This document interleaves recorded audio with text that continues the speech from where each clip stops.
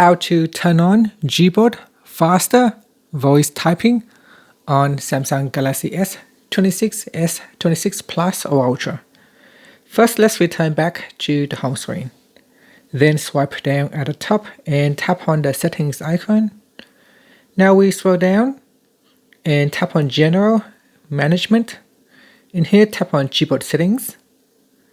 Then scroll down and tap on voice typing. At the bottom here, tap on faster voice typing. Tap on the toggle button to turn it off or switch it on. Then tap on the back key or tap on the home button. So now when you open up your note, and if you use voice typing, it will be a lot faster with the faster voice typing option turned on. And that's it. Thank you for watching this video. If you find it helpful, please like and subscribe to my channel for more videos.